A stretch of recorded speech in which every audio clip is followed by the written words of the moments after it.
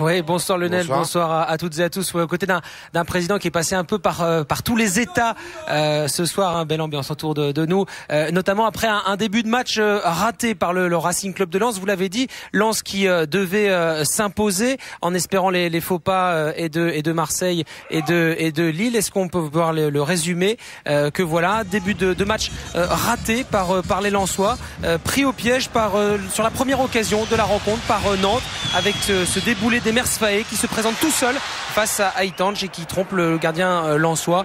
Ça ne pouvait pas plus mal démarrer pour votre équipe. Non, mais enfin bon, c'est le jeu, on était pris en compte, on avait bien attaqué le match, moi j'ai trouvé, on était pris en compte tout de suite, donc on savait très bien après ce qu'il nous reste à faire. Les Lensois, c'est vrai, qui monopolisaient le ballon, mais qui sont menés 1-0 dès la 8e minute. Mais après, on va admirer le réveil du Racing Club de Lens avec cette frappe de Jussier qui percute la barre transversale. C'est pas terminé avec la récupération d'Assoué Koto, le centre d'Assoué Koto. Et regardez le geste, contrôle de la poitrine et frappe enchaînée de Jussier. La deuxième tentative est la bonne.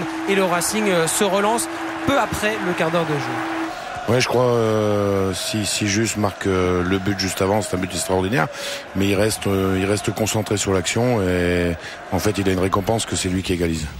On rappelle que ce soir Daniel Cousin, le meilleur buteur du Racing Club Lens, le troisième buteur de la Ligue 1, était absent, suspendu. Mais Lens va se réveiller 4 minutes plus tard sur ce corner, ce cafouillage, ce mauvais renvoi de Landreau sur Keita. Une nouvelle fois la barre transversale.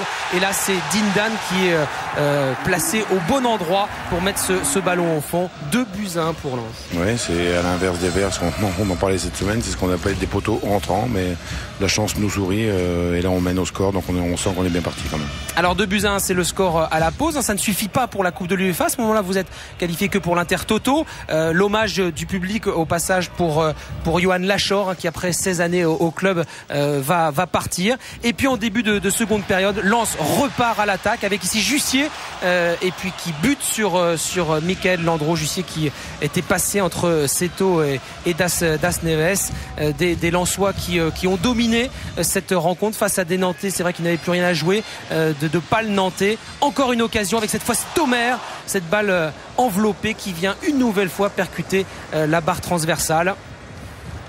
Soirée difficile pour Michael Landreau, qui, on le rappelle, fêtait ce soir son 335e et tout dernier match de Ligue 1 sous le maillot Canari. Et puis une nouvelle occasion lensoise et une nouvelle fois une très belle intervention de Michael Landreau face à Tomer. On l'a dit, beaucoup d'occasions pour le Racing Club de Lens et puis l'ovation pour le dernier match d'Olivier Tomer. C'est vous qui le dites, c'est le dernier match de la saison, ça c'est sûr.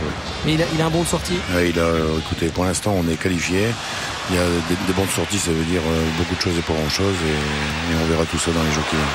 Et ensuite le Racing Club de Lens qui continue de pousser. On a vu Dindan une première fois se frotter à Michael Landreau, Dindan une deuxième fois et nouvelle intervention de Michael Landreau. Et dans la foulée, tout ça en 3 minutes, troisième occasion pour Aruna Dindan qui a fait un énorme match ce soir. Moi, je crois que Aruna a prouvé ses qualités qu'on lui connaissait, mais bon, on va attendre beaucoup d'Aruna la saison prochaine. Je crois qu'on a toujours besoin d'une année, un petit peu d'adaptation. On sait que c'est un grand attaquant. Avec, vous le voyez, une attaque-défense sur le but de Michael Landreau. Dindan qui fait la différence, ce ballon en retrait pour le troisième but du Racing Club de Lens. Cette fois, c'est pas un attaquant, c'est Adama Koulibaly. Koulibaly, un joueur dont on ne parle pas beaucoup, mais qui est essentiel dans le 11 du RC Lens. Alors Lens a fait ce qu'il fallait, c'est-à-dire s'imposer. Puis regardez cette image, c'est en toute fin de match Francis Gillot qui donne le résultat et de Lille et de Marseille. Et puis ensuite c'est l'attente qui va durer 5 bonnes minutes jusqu'à la délivrance, le coup de sifflet final à Bordeaux.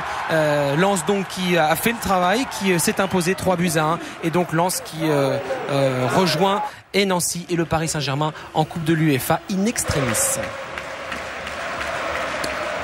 Lens qui jouera donc la Coupe d'Europe, la Coupe de l'UEFA la saison prochaine. Thomas Guichard, une question à Gervais Martel et puis on reprend la main. À vous.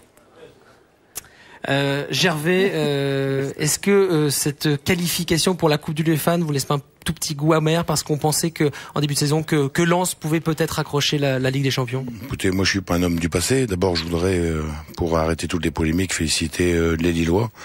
d'avoir été chercher leur qualification en Champions League. Je crois que c'est une grande soirée pour le Nord-Pas-de-Calais. Et la qualification de Lens à la 4e place, on a continué à y croire.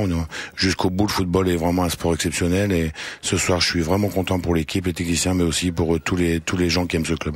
8e, 7e, Lens ce soir 4e, le Racing Club de Lens progresse et visera évidemment, Lionel, la Ligue des Champions la saison prochaine. Et prenez donc une coupe de champagne Zico. Avec Gervais Martel, voilà.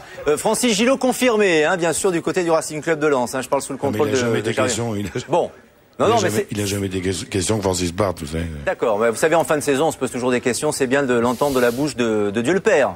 Du patron. Merci Gervais Martel et bonne fête du côté de Lens et du stade Félix Bollard. Félicitations à Lens. Un chiffre, Philippe. 13 matchs sans défaite pour finir du côté de Lens, qui a permis de raccrocher cette 4e place que Lens n'avait plus occupée depuis la 20e journée.